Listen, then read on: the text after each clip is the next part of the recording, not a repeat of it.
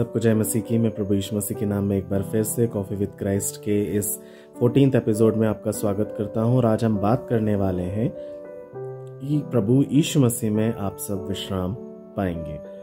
मैं आपको reference verse देता हूँ। ये सब बहुत फेमस रेफरेंस वर्स है और सभी इस रेफरेंस वर्स को जानते हैं। मत्ती 11:28 जिसमें लिखा हुआ है, हे सब परिश्रम करने वालों और बोझ से दबे हुए लोगों, मेरे निकट आओ और मैं तुम्हें विश्राम दूंगा। कभी कभी हमारे जीवन में हम इतने दुखित और शोकित रहते हैं और लगातार हम दौड़ते रहते हैं। हमारे ऊपर काम का दबाव रहता है, रिश्तों की उलझने रहती है, मन का तनाव रहता है, परेशानी रहती, बीमारियों का बोझ रहता है, घर खर्च, भविष्य की चिंता, बच्चों की चिंता और दिल में कोई छुपा हुआ दर्द है, उसकी कोई परेशानी।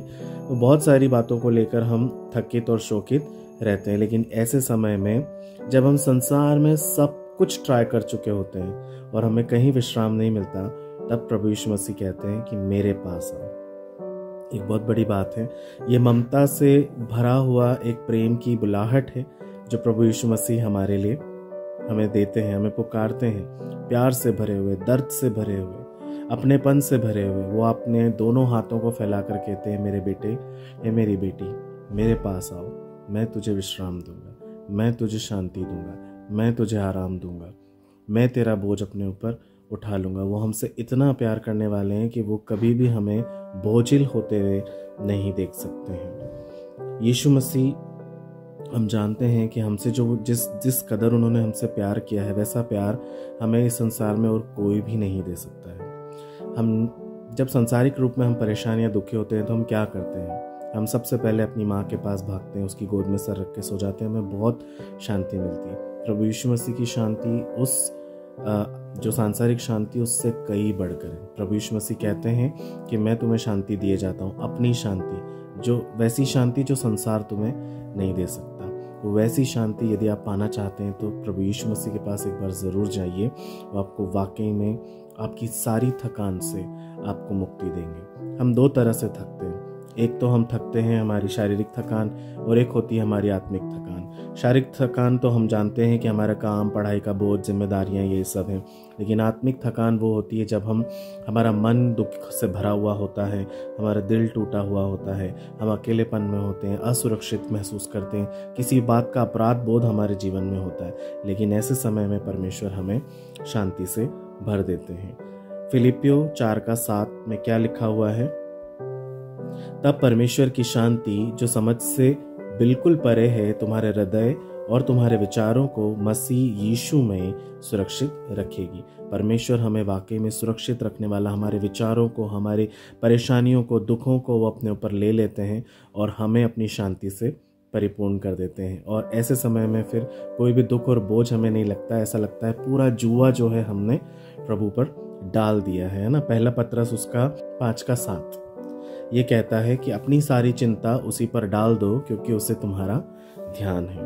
मेरे प्रियो, सच में परमेश्वर के ऊपर यदि हम सारा बोझ डाल देंगे ना, तो हमारा जो बोझ है बिल्कुल हल्का हो जाएगा। हमें लगेगा ही नहीं कि हम कहीं से भी परेशान हैं, क्योंकि यीशु मसीह सारे बोझ को ले लेने वाले परमेश्वर क्या कहते हैं, वो कितना बड़ा प्रॉमिस है कि अपने सारे बोझ को मुझ पर डाल दो क्योंकि मुझे तुम्हारा ध्यान है।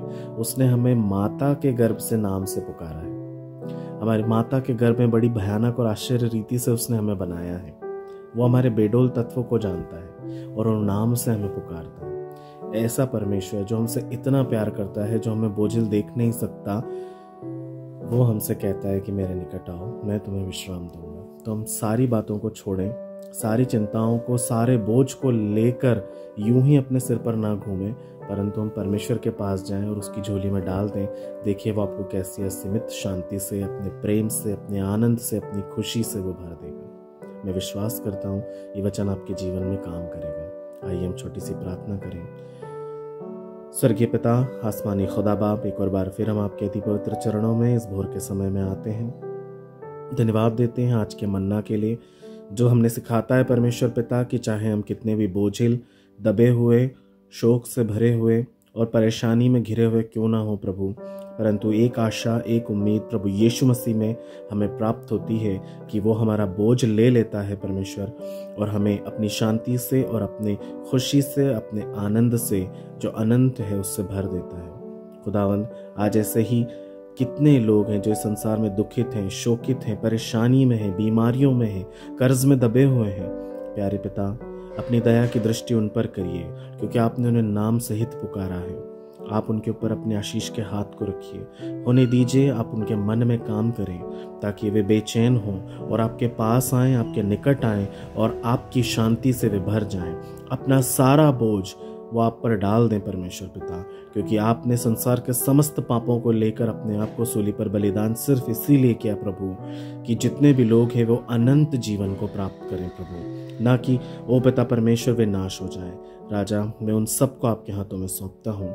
आपकी असीमित शांति प्रभु यीशु मसीह में उनके जीवन में आज इसी घड़ी पहुँचने पाए। इस विनती को मांगते हैं प्रभु यीशु मसीह के नाम से, आमीन।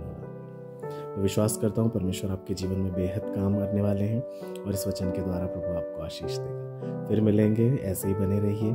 मेरे लिए भी प्रार्थना कीजिए, मैं भी आपके लिए प्रार्थना करूँगा। जय मसीह की।